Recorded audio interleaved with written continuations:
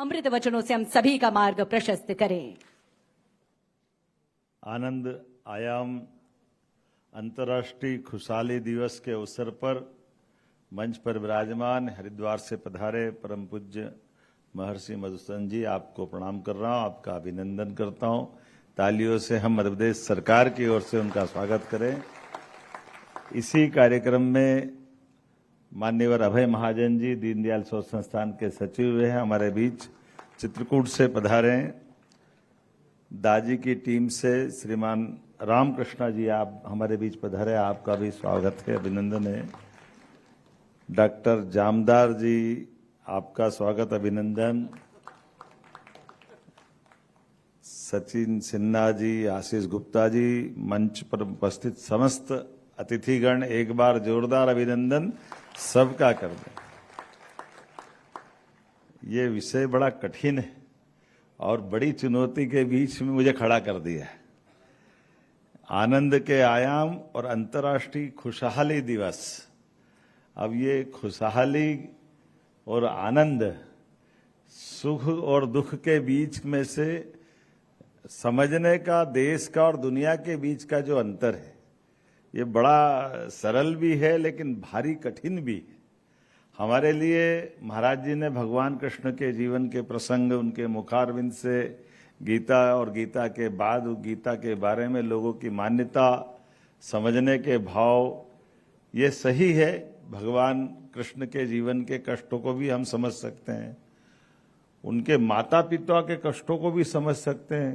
कभी कभी ध्यान ही नहीं जाता है यशोदा मैया पे भी क्या बीती होगी। कुछ कुछ चीजें तो अद्भुत है जिससे हम पकड़े अगर तो ध्यान में आएगा।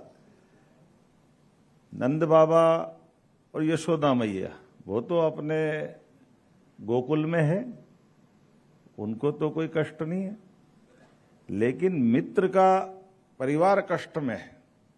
और मित्र के परिवार में कष्ट क्या है, वो स्वयं जेल में है। एक बच्चा पैदा हो जाए और पैदा होते ही उसको पैदा होने के साथ कंस हाथ में लेकर के नारियल की तरह खंबे पे फोड़ करके विभत्स तरीके से उसकी हत्या करता है। एक बच्चा मरे, दूसरा बच्चा मरे, तीसरा बच्चा मरे, चौथा बच्चा मरे, ये क्रम खत्म नहीं हो रहा है। ये भी हमारे कथाकारों से ही निवेदन है। हम तो अपन राजनीतिक दृष्टि थोड़ी संकट में भी पड़ जाते बोलते बोलते, लेकिन अगर हम ध्यान से देखें तो 7 बच्चे एक के बाद एक, कोई 7वां ऐसा कहते कि वो गर्भ गिर गया, लेकिन बलराम दूसरी माँ से, उस समय का विज्ञान कितना उन्नत होगा कि भ्रूण ही शिफ्ट हो गया रोहिणी माता के गर्भ में।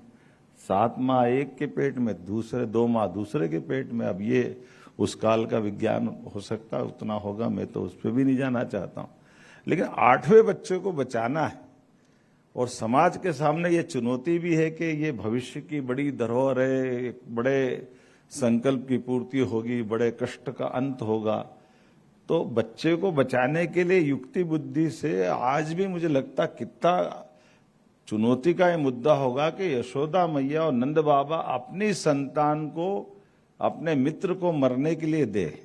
मित्र के पास जाएगा तो उसकी गारंटी थी कि कंस उसको छोड़ने वाला नहीं, लेकिन दूसरे के बच्चों को पाल करके अपने बच्चे से ज्यादा दुनिया में उदाहरण बन जाए कि कृष्ण और यशोदा, मतलब माँ बेटे का संबंध जो बताया है, ये आनंद हमारे अपनी संस्कृति से आ सकता है, ये सनातन संस्कृति से आ सकता है। जिनके जीवन में, और हमने कभी कहीं सुना भी नहीं कि यशोदा माँ ने कभी उफ किया हो या नंद बाबा ने कभी कहा हो कि ये कन्हैया हमारा है कि नहीं, जब तक उनके पास रहा। आपके राज्य की खबरें, आपके शहर की खबरें सबसे पहले जानने के लिए देखते रहें अमर उजाला।